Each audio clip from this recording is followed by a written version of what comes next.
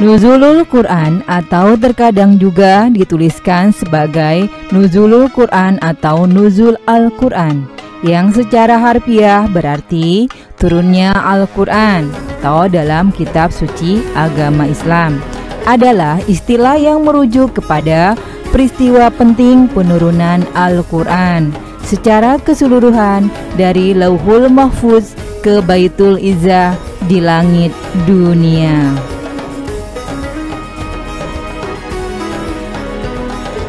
Lalu diturunkan berangsur-angsur kepada Nabi Muhammad SAW melalui perantara malaikat Jibril sesuai dengan peristiwa-peristiwa dalam jangka waktu 22 tahun, 2 bulan, 22 hari.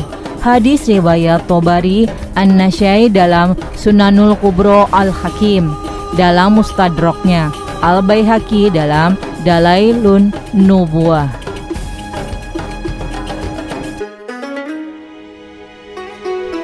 Teori diturunkannya Al-Quran sebagai berikut.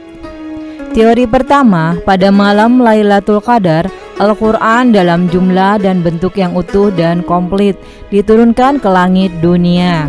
Setelah itu dari langit dunia, Al-Quran diturunkan ke bumi secara bertahap sesuai kebutuhan selama 20 atau 23 atau 25 tahun. Teori kedua, Al-Quran diturunkan ke langit dunia selama 20 malam Lailatul Qadar dalam 20 tahun, atau Lailatul Qadar hanya turun sekali dalam setahun. Setelah itu dibacakan kepada Nabi Muhammad SAW sesuai kebutuhan. Teori ketiga, Al-Quran turun pertama kali pada malam Lailatul Qadar. Selanjutnya, Al-Quran diturunkan ke bumi secara bertahap dalam waktu berbeda-beda. Teori pertama paling masyhur atau populer dan didukung banyak ulama. Teori ini diperkuat banyak hadis sahih. Teori kedua dipelopori oleh Al-Muqatil dan Abu Abdillah Al-Halimi dalam kitab Minhaj, juga Al-Mawardi dalam tafsirnya. Teori ketiga dikemukakan oleh Al-Syabid dan kawan-kawan.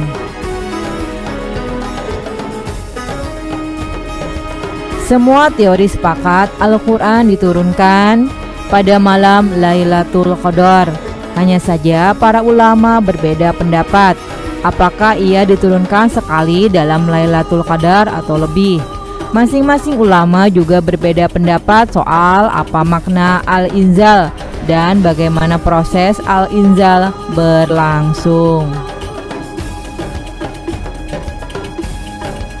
Yang pertama mengatakan al-inzal adalah al-izhar, yaitu melahirkan, menjelaskan, menghadirkan atau memperlihatkan.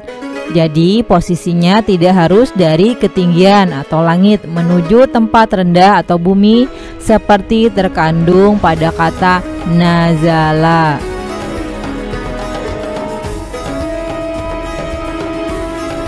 Pendapat kedua, Allah Subhanahu wa Ta'ala memberikan pemahaman kepada malaikat Jibril yang ketika itu berada di langit. Kemudian Jibril turun ke bumi menyampaikan kepada Nabi Muhammad SAW. Oleh karena itu pilihan katanya adalah nazala.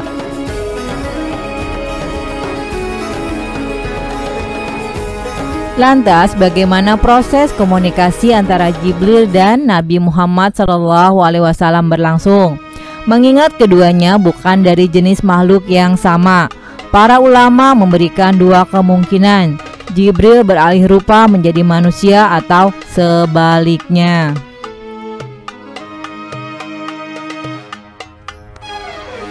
Pertanyaan selanjutnya, Al-Quran seperti apakah yang diturunkan kepada Jibril dan dibacakan kepada Nabi Muhammad SAW?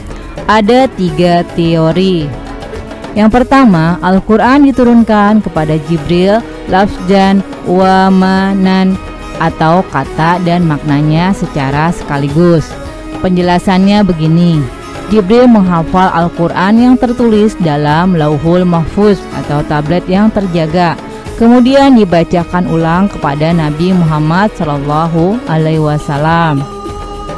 Menurut teori ini, ukuran setiap huruf di Lauhul Mahfuz sebesar gunung Qaf, di mana huruf-huruf itu ada maknanya masing-masing yang hanya diketahui Allah Subhanahu wa Ta'ala. Yang kedua, Jibril membacakan Al-Quran kepada Nabi Muhammad SAW menggunakan makna khusus. Selanjutnya Nabi Muhammad SAW menerjemahkannya ke dalam bahasa Arab. Yang ketiga, Jibril hanya menyampaikan makna Al-Quran agar Al-Quran dipahami audiensinya. Nabi Muhammad SAW membungkusnya dengan bahasa Arab.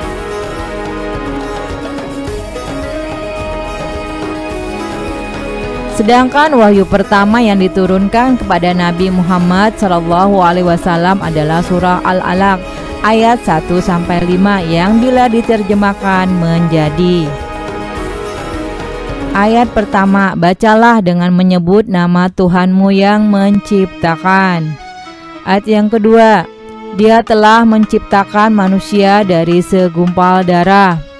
Ayat yang ketiga, bacalah dan Tuhanmulah yang maha pemurah. Ayat yang keempat, yang mengajarkan manusia dengan perantaraan kalam.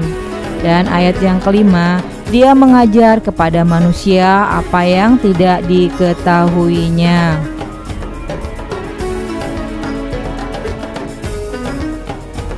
Saat wahyu ini diturunkan, Nabi Muhammad SAW sedang berada di Gua Hira. Ketika tiba-tiba malaikat Jibril datang menyampaikan wahyu tersebut. Adapun mengenai waktu atau tanggal tepatnya kejadian tersebut, terdapat perbedaan pendapat di antara para ulama. Sebagian meyakini peristiwa tersebut terjadi pada bulan Rabiul Awal pada tanggal 8 atau 18 atau tanggal 18 berdasarkan riwayat Ibnu Umar. Sebagian lainnya pada bulan Rajab pada tanggal 17 atau 27 menurut riwayat Abu Hurairah. Dan lainnya adalah pada bulan Ramadan, yaitu pada tanggal 17 menurut Al-Bara bin Azib. Ada juga tanggal 21 menurut Syekh Al-Mubarak Furi, dan pada tanggal 24 menurut Aisyah, Jabir, dan Wasilah bin Asqa. Sistematika turunnya Al-Quran kepada Nabi Muhammad SAW dengan cara: pertama, malaikat Jibril langsung memasukkan wahyu itu ke dalam hatinya. Dalam hal ini Nabi Muhammad SAW tidak melihat apapun, hanya dia merasa ayat tersebut sudah berada di dalam kalbunya. Mengenai hal ini, Nabi mengatakan Ruhul Kudus atau istilah lain untuk malaikat Jibril mewahyukan ke dalam kalbuku. Lihat surah 42 Asyura ayat 51. Yang kedua, malaikat menampakkan dirinya kepada Nabi Muhammad SAW. Yang ketiga, wahyu datang kepada Nabi SAW secara tiba-tiba seperti gemericing lonceng. Cara inilah yang amat berat dirasakan oleh Nabi Muhammad SAW. Kadang-kadang pada keningnya berpencaran keringat, meskipun turunnya wahyu tersebut saat cuaca yang sangat dingin. Kadang-kadang unta, dia terpaksa berhenti dan duduk karena merasa amat berat bila wahyu tersebut turun ketika dia sedang naik unta. Cara seperti ini disebut dalam kisah di atas. Sebagian muslim memperingati waktu terjadinya peristiwa tersebut secara khusus. Di Indonesia, setiap tanggal 17 Ramadan biasanya dilakukan ceramah atau pengajian khusus bertemakan Nuzulul Quran. Dilihat daripada bulan yang disuruh kita berpuasa sebulan penuh, maka turunnya Al-Quran terjadi pada bulan Ramadan. Dan dilihat daripada 10 hari terakhir pada bulan Ramadan, turunnya Lailatul Qadar, maka tentunya turunnya Al-Quran terjadi pada 10 malam terakhir pada bulan Ramadan. Dan menurut Musnad Imam Ahmad, turunnya Al-Quran pada tanggal 24 Ramadan, tetapi masih ada perbedaan pendapat antara ulama. Namun yang paling masyhur adalah tanggal 17 Ramadan.